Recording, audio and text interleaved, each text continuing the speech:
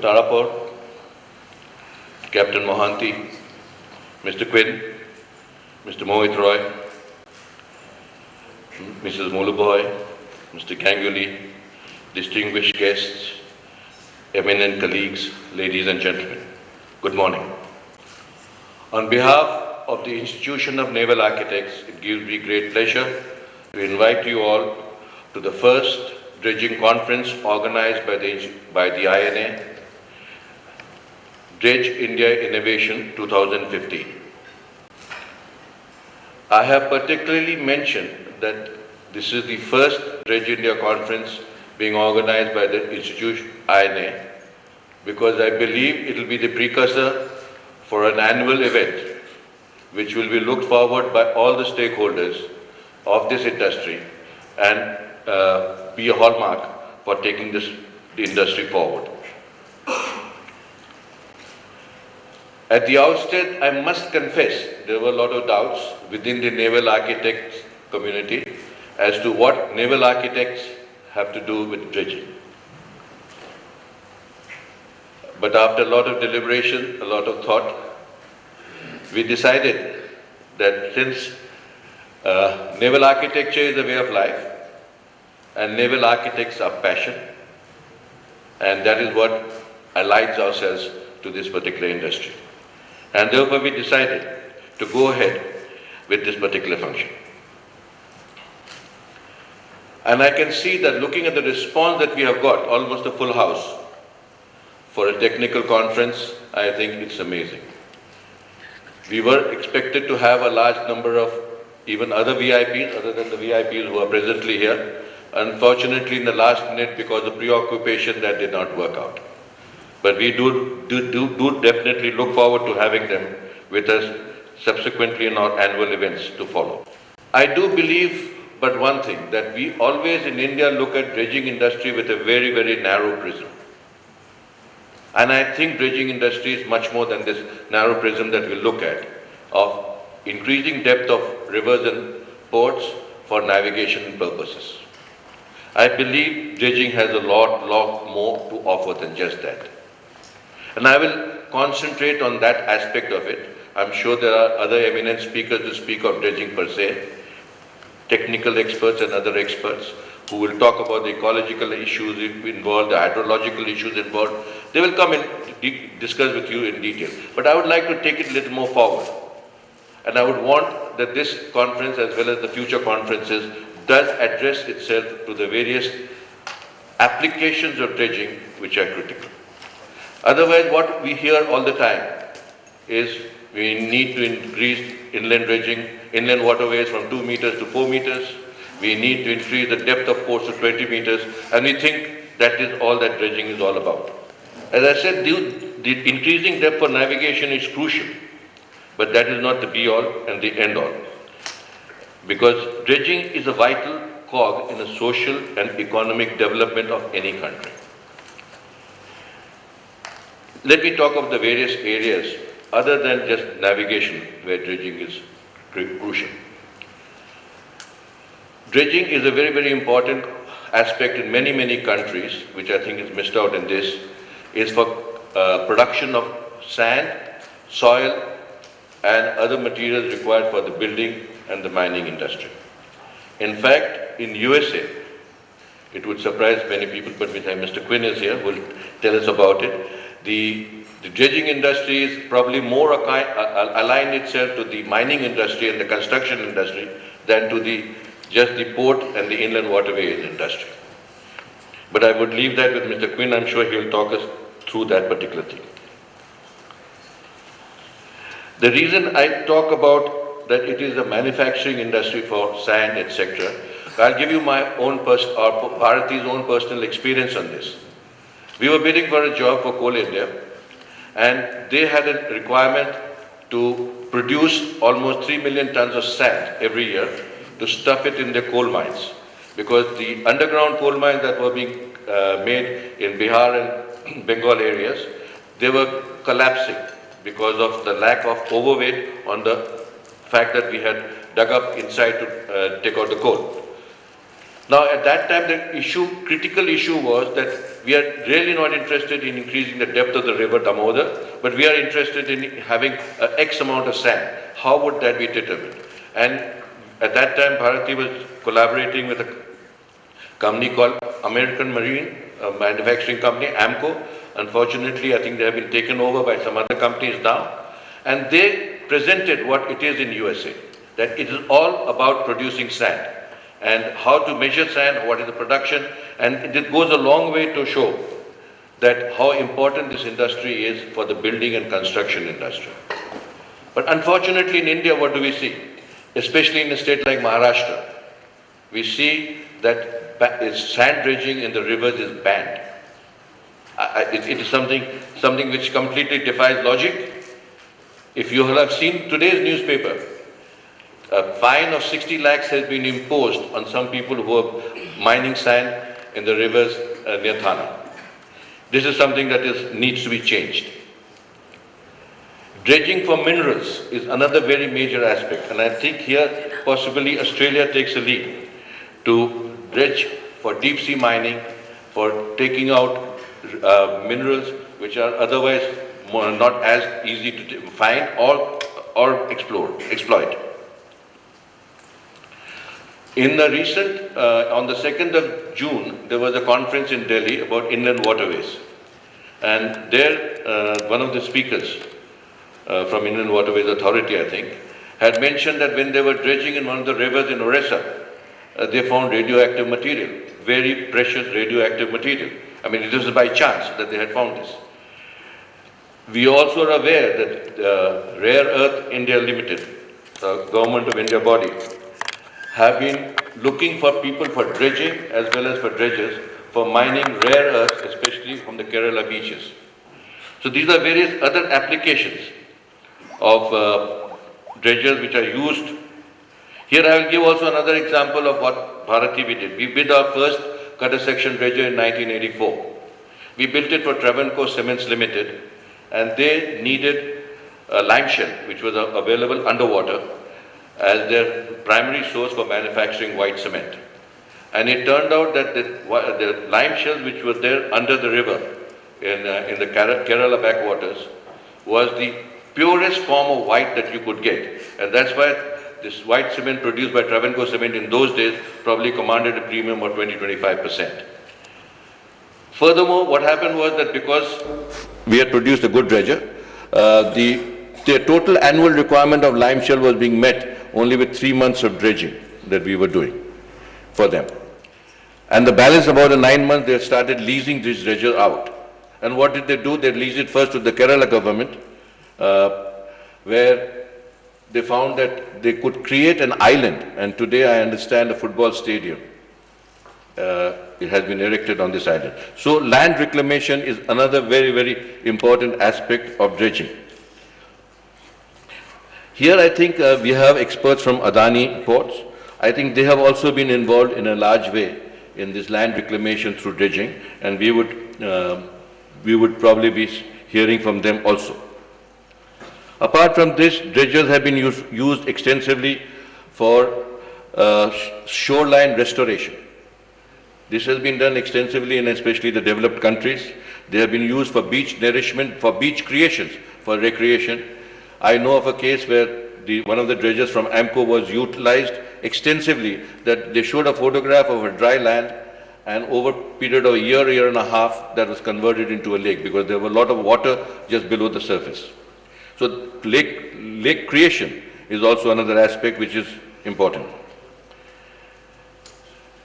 The other thing that we have used dredgers for extensively in other parts of the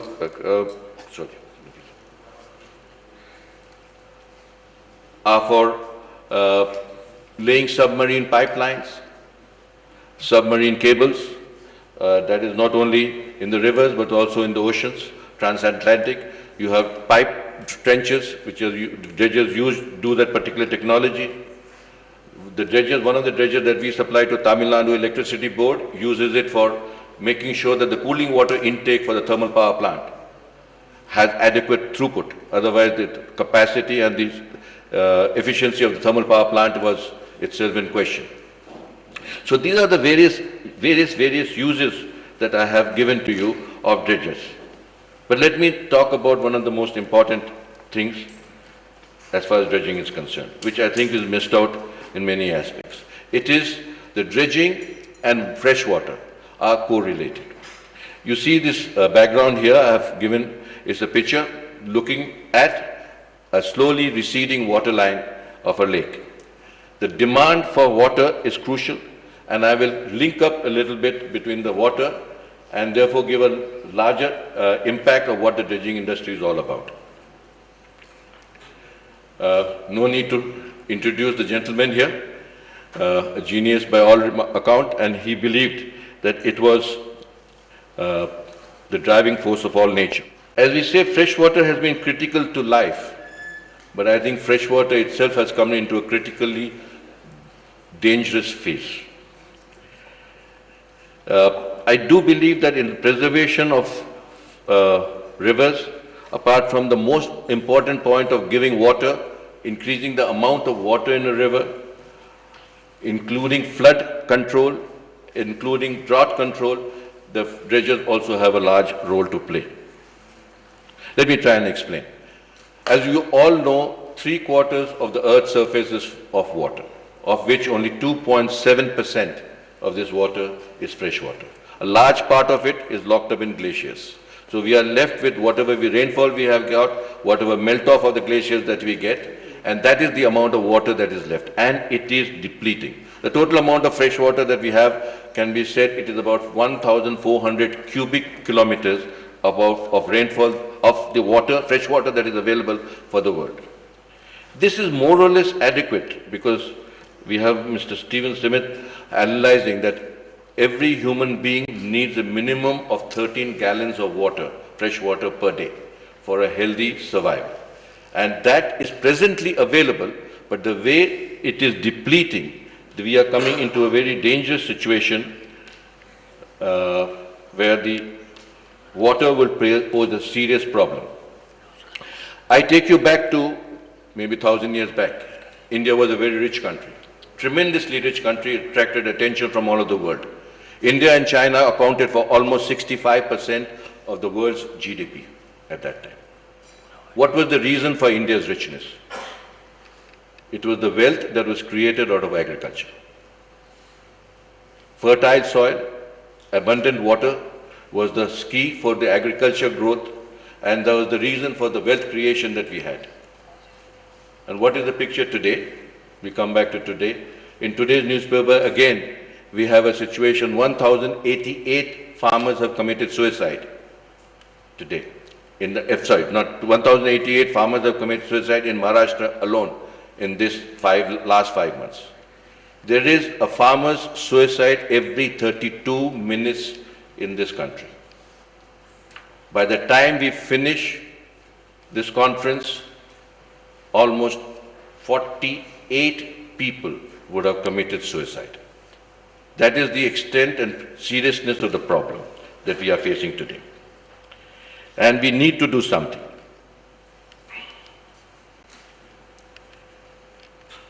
Data have been downloaded from NASA satellites, and it says there is a huge problem, especially in North Africa, Middle East, and India, and South Asia actually. Okay. And South Asia is losing a staggering 54 cubic kilometers of fresh water every year. And that is something that is probably what is driving the Indian farmers to continue to pumping their water from the ground well. And the groundwater is depleting at an immensely critical stage. In fact, in Middle East, the things have become so serious that we have a situation where the Crown Prince has indicated that this is the criticality of fresh water in the world today. And we need to do something. There are specific institutes, especially in USA and Europe, who are studying the impact of the loss of water and the threat of war and global terror.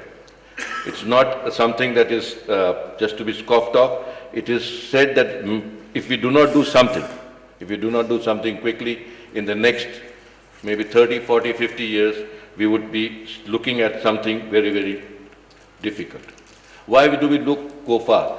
In India itself, you see, we have the Kaveri water dispute. You have a dispute between Tamil Nadu government and the Karnataka government about the distribution of water.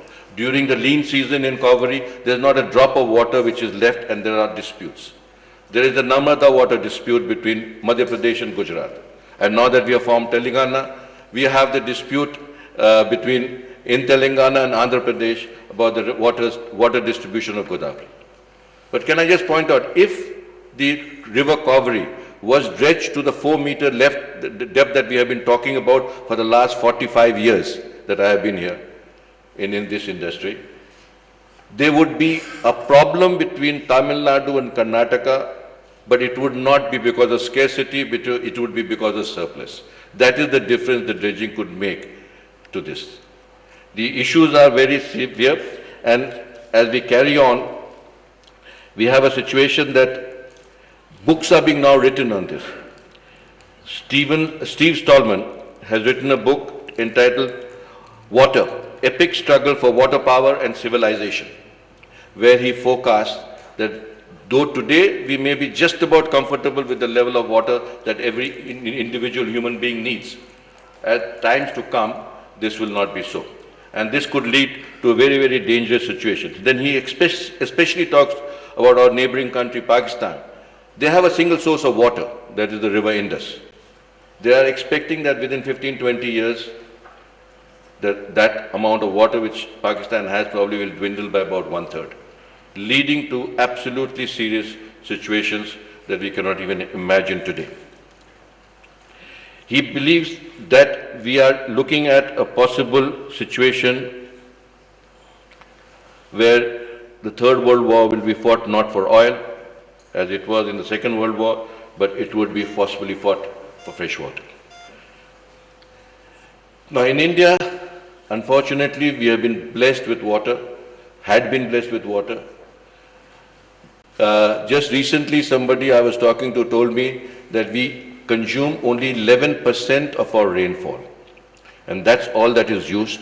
The rest flows into the river, into the sea, because the capacity of our rivers have probably reduced by something like 1/4 or 1/5, because over centuries and centuries of siltation, we have ended up in a situation where the ability of the river to carry the water has probably been reduced by about 40, 50, 60%. It's a very peculiar situation. You might have all in India read about the forecast for this year's monsoon. It says that we will have only 89%, and that has triggered an issue that we are talking about drought and famine in this country in this coming season. Just look at it. We use only 11% of our water, and therefore we just a drop of 10% in our annual rainfall, and we are looking at a situation of drought and famine in this country. 11% is of water that we use, and we have a reduction of 10%. That means basically if we carry on with the same logic, we are only 1% short of what we are using. Can that not be made up very easily if we did adequate amount of dredging and had adequate amount of water in our rivers?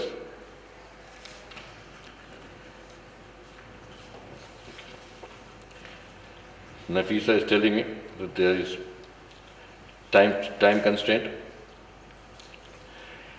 All right. The amount of money that we spend, everybody talks about who will pay for this huge amount of dredging that is required. Okay, I agree with you.